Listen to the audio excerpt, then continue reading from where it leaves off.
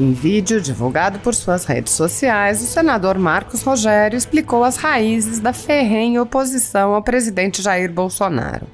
O senador explicou que a eleição do presidente Bolsonaro representou uma reação da sociedade brasileira contra uma agenda progressista que se espalha por todo o Ocidente.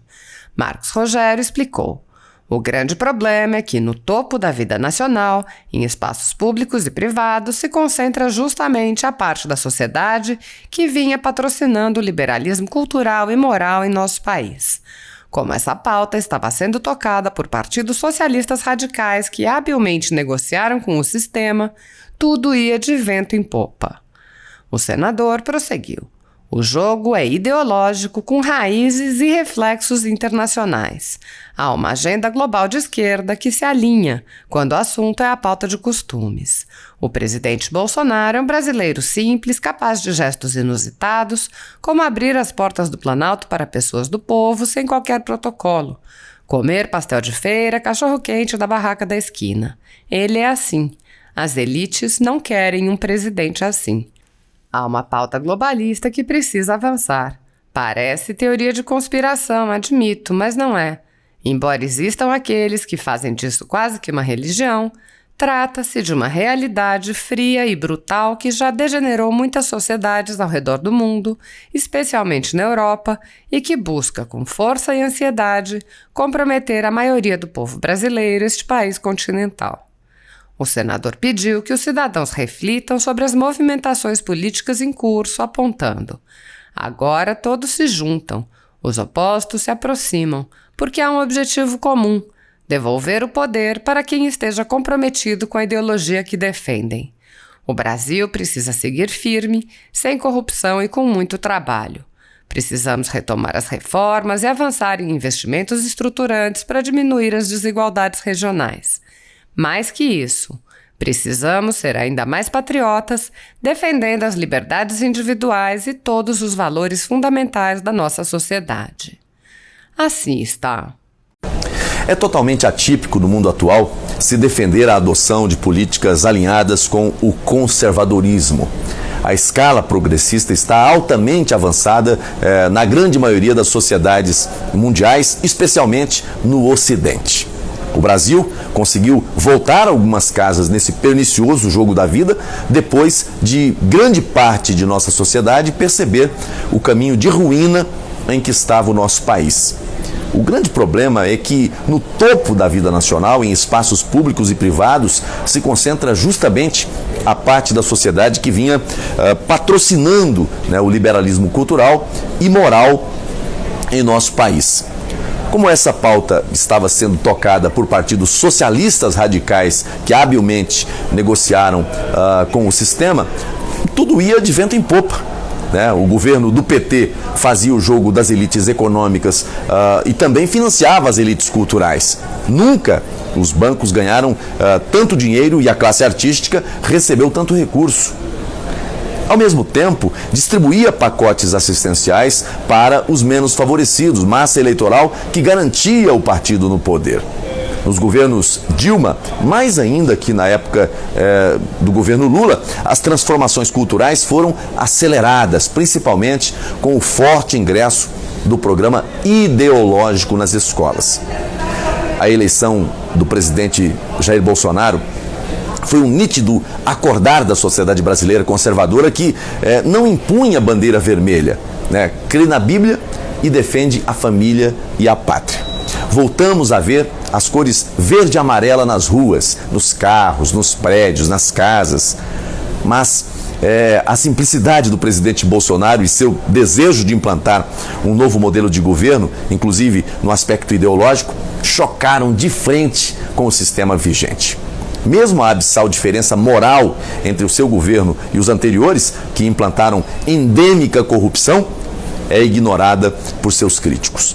Mais valem suas ideologias que a constatação de que o país mudou para melhor, para muito melhor, no aspecto de moralidade da coisa pública, além do grande avanço em obras e serviços. O jogo é ideológico, com raízes e reflexos internacionais. Há uma agenda global de esquerda que se alinha quando o assunto é a pauta dos costumes. O presidente Bolsonaro é um brasileiro simples, capaz de gestos inusitados, né? Como abrir as portas do Planalto para pessoas do povo sem qualquer protocolo, né? Comer pastel de feira, cachorro-quente da barraca da esquina. Ele é assim. As elites não querem um presidente assim. Há uma pauta globalista, repito, que precisa avançar. Parece teoria de conspiração, admito, mas não é. Embora existam aqueles que fazem disso quase que uma religião, trata-se de uma realidade fria e brutal que já se degenerou muitas sociedades ao redor do mundo, especialmente na Europa, e que busca, né, com força e ansiedade, comprometer a maioria do povo brasileiro, esse país continental. O sonho de 2018 não foi um pesadelo. O Brasil precisa refletir com bastante serenidade. O momento é de mais razão que emoção. É hora de prestar atenção na movimentação política do momento.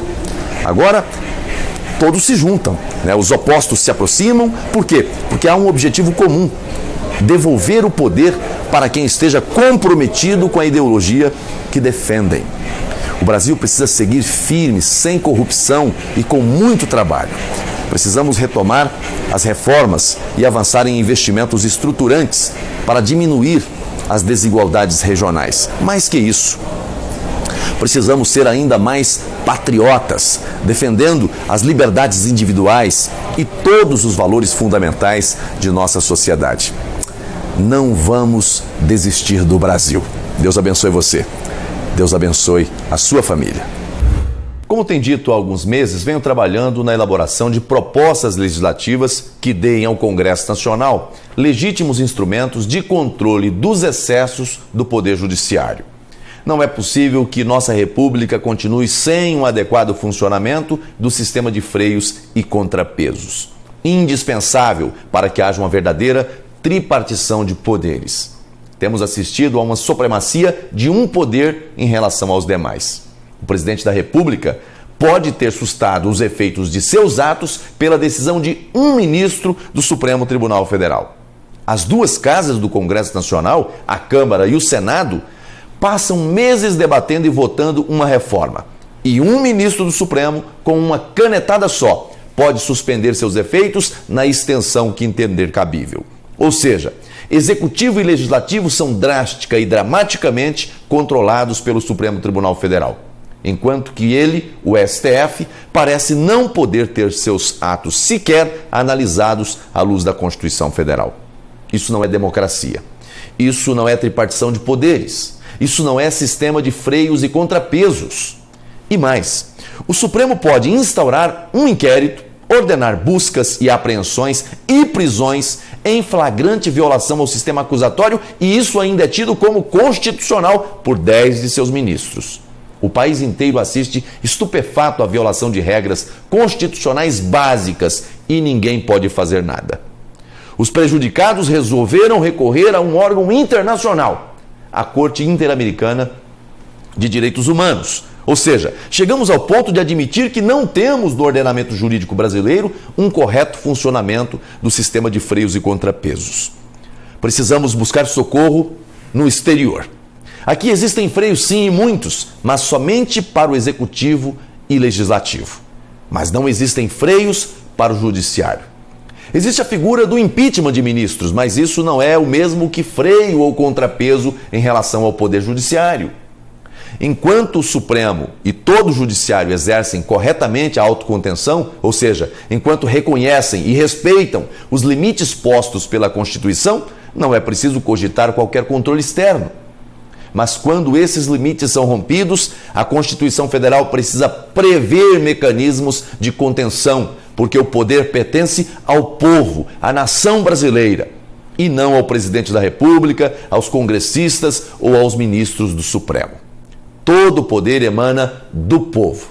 É o que proclama a Constituição Federal. No inciso 5 do seu artigo 49, a Constituição diz que o Congresso Nacional tem competência para sustar atos exorbitantes do Poder Executivo, mas nada diz sobre o Poder Judiciário. Isso não é razoável.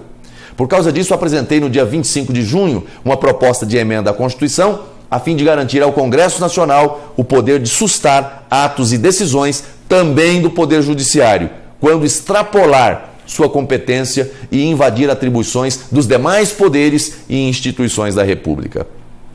Não queremos, obviamente, limitar as competências constitucionais do Supremo, mas impedir que o Judiciário continue sendo um superpoder.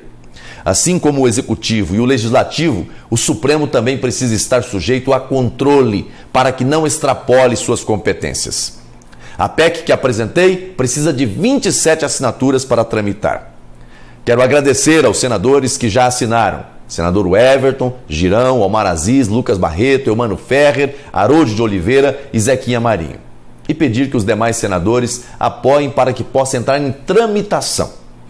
Vozes contrárias certamente surgirão, mas hoje há uma clareza nacional da urgente necessidade de construir em nossa República um sistema de freios e contrapesos que seja completo, para que a tripartição de poderes funcione de verdade. Deus abençoe você, Deus abençoe o Brasil.